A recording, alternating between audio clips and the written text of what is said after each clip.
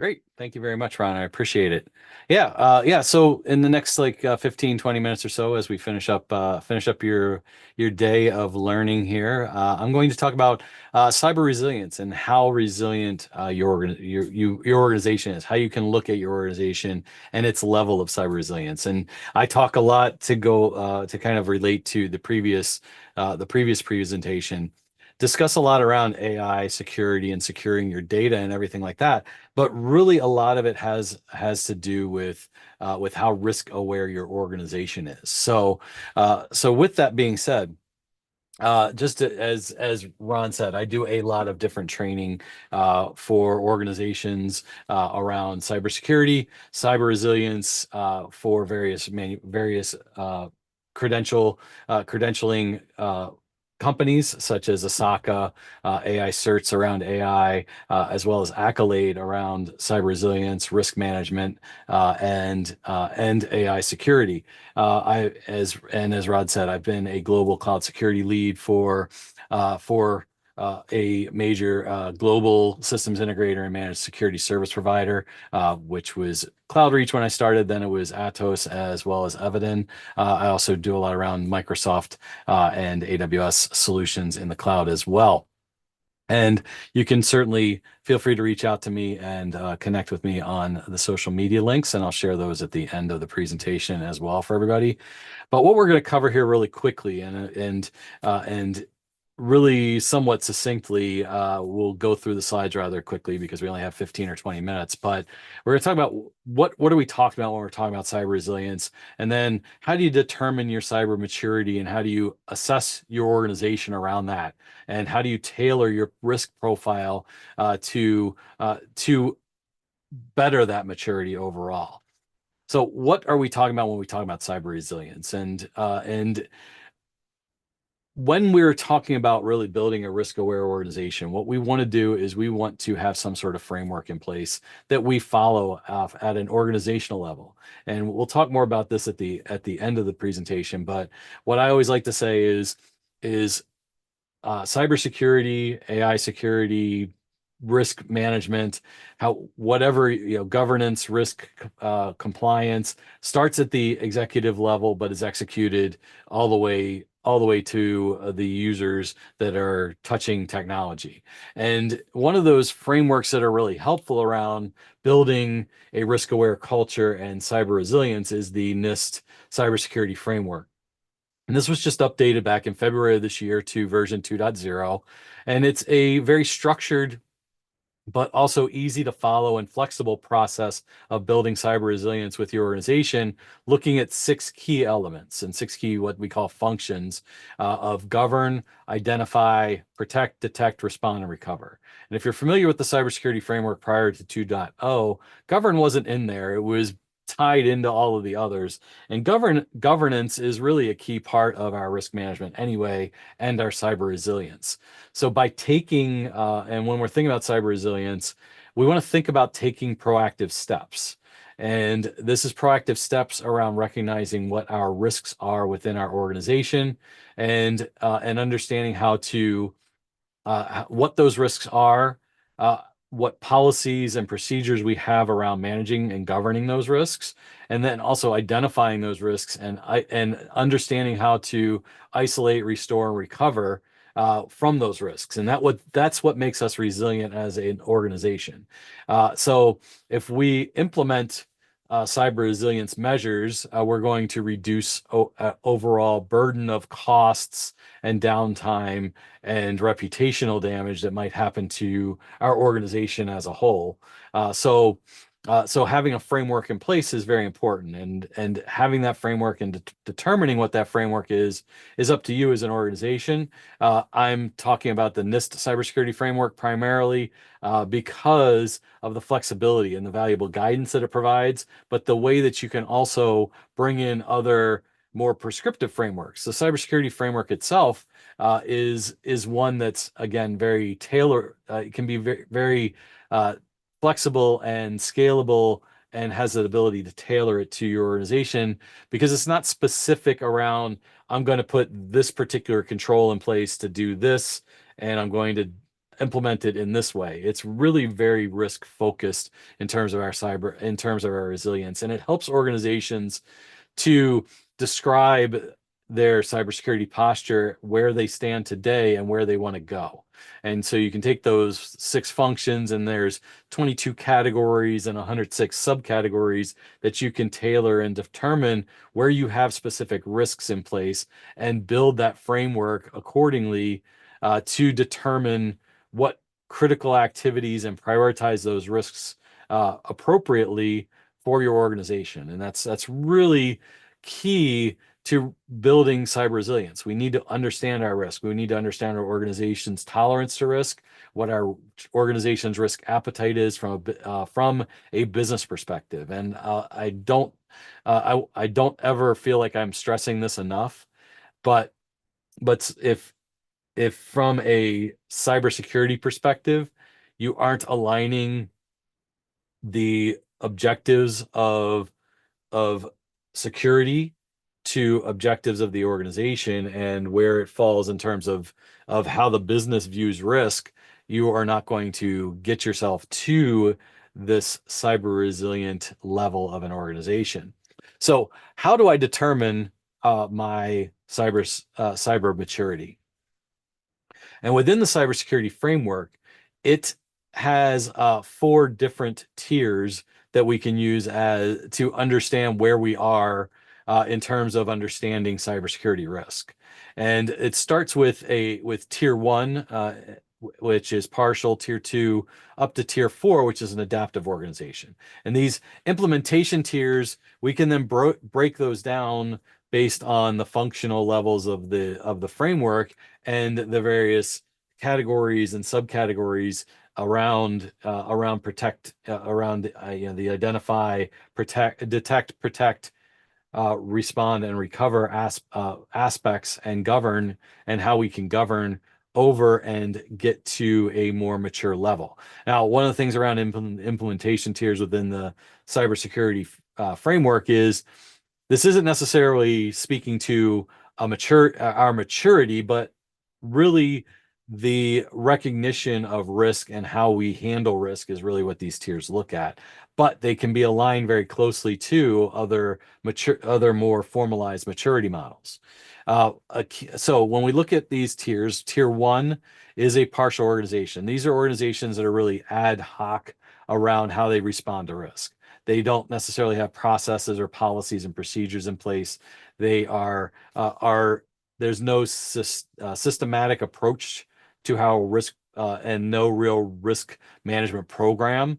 And there really isn't a organizational level of participation in responding to or understanding risk within our organization. So this is really a very immature level of an organization around risk management methods, and really the understanding of risk and touching on risk. Risk two, we're getting a little bit better. We're informed of risk. We may have some repeatable policies. We may have some processes and policies and procedures in place, some risk management programs, but there's still incomplete risk management participation from the top down and underdeveloped programs. It's not necessarily, we're not at a repeatable level yet, but we are at least understanding the importance of recognizing risk and handling risk appropriately within our organization. So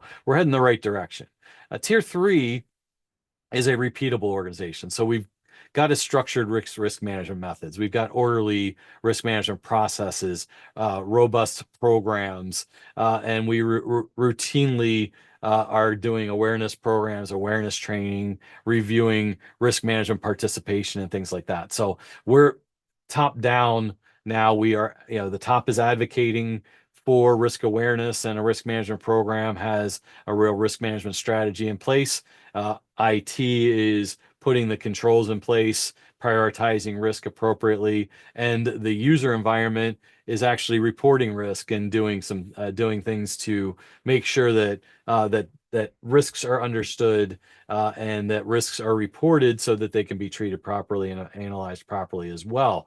So this is a good tier to be at, and most organizations probably that have a structured risk aware program probably fall into tier 3. Tier 4 is being a fully cyber resilient organization. This is where we have automation. Maybe we're using AI tools and automation to be adaptive and respond and use risk response and and intellectual property and things that we've learned, lessons learned in the past, to to adapt to new technology, to build more automation in place. Like I said, this has the highest level of investment, where even just getting to tier 3 and a repeatable level, we aren't necessarily uh, putting a whole lot of investment in place besides prioritize controls. This is putting a lot in place to be very innovative and proactive to how we are handling risks and handling risk methods, getting involved in threat intelligence groups and things of that nature. But again, tier 3 and tier 4 is really where an organization should be to be cyber resilient. If you're tier 1 or tier 2, you can't really consider yourself cyber resilient. So how do we evaluate um, around around the and assess our organization and our controls? Uh, when we're thinking about the progression between those implementation tiers, we want to look at what our risk management process is. We want to have an integrated risk management program, and there should be some level of external participation. And when I'm talking about external participation, it should be between our partners and our supply chain. If we're using cloud, using AWS as our cloud provider, we should understand and be working with them in terms of the levels of risk that we may uh, be be responsible for, or that may be a risk to our organization being on their cloud and not using some of their tools, like GuardDuty or AWS Shield and things of that nature. So we want to look at those, and we want to also look at other more structured frameworks. Like I said, like the CMMI or the CMMC have a very structured approach to maturity and maturity to security practices. And these are structured frameworks. As I mentioned, the NIST cybersecurity framework is a 32-page document, but it outlines a lot of things that you can do to build a risk-aware organization and a cyber resilient organization. And then you can filter in and bring in some of these maturity models, some of the other controls that are part of ISO 27001 or NIST 800-53 or FIPS 199 and 200, all those control families, or using the NIST risk management framework, all can be brought in to the cybersecurity framework to build a cyber resilient organization. And one of the key strategies it's a 5-step process to moving ourselves between the tiers. We want to assess, we want to define what the target level is, develop a plan, implement that plan, and then monitor and adjust, which I can't emphasize enough how important it is as you implement some sort of strategy or some sort of risk management program, how important it is to monitor and adjust appropriately. Technology is constantly changing. We are constantly in a state of new technology coming out, generative AI being one of those. We weren't super worried about it. I mean, AI was definitely on our radar 2 years ago, but when OpenAI and ChatGPT exploded, 18 to 24 months ago, everybody really started, all of us really started getting concerned about what was going on with our personal data and our images and our likenesses and our voices. We need to monitor and adjust from our standpoint of understanding what those risks are, documenting those risks, and treating those risks appropriately. And from there, we can build then profiles within our organization. And I'm gonna move quickly through the tailoring of profiles, knowing that we're getting close to time. But this helps understanding our profile and understanding where we need to focus and where our gaps are as an organization, are going to help us build that risk profile. And this is just an example of how within the protect function we have identity management, authentication, and access control, as well as awareness and training. And we want to identify, understand what the objectives are to our organization, where they fall within the framework, and what then the performance goals and objectives are going to be that we're going to analyze that. Understanding again, it's an organizational objective. So the organizational strategy falls into what the mission is to our business. And then from an information system and our environment, we then can tailor that to our handling of risk and the controls that we put in place to be able to move forward. And to kind of wrap things up and kind of put a bow on all of this, understand that for you as an organization, understanding your level of cost and level of effort, you need to evaluate your organization from a perspective of not just information technology, but overall risk within your organization. And that's one of the key things that when we're talking about cyber resilience, we're talking about building a risk-aware culture, you want to continue to understand and continue to grow as an organization. And that's what really the implementation tiers help you in terms of where you want to go, in terms of a risk-aware culture and building cyber resilience within your organization. And I've got a QR code that kind of takes you to our website and our catalog around some of the training that we do provide. Something else that I am doing, if you go to Captain Hyperscaler's LinkedIn site, is we're doing some LinkedIn learning courses. LinkedIn, I mean, sorry, not LinkedIn Learning, but LinkedIn Live courses around, calling them Cyber Foundation Fridays, where I'm doing 90 to 120-minute discussions on things like cyber resilience and risk management and AI security over the course of the next, I believe 9 or 12 weeks. I have those set up. Feel free to go on again to LinkedIn Live, go to Captain Hyperscaler, and you can find more information out about that. And I believe that takes me to time. So thank you, everybody. If anybody has any questions, you can feel free to ask those in chat or again reach out to me. But Ron, thank you again for having me and giving me time to present to the group.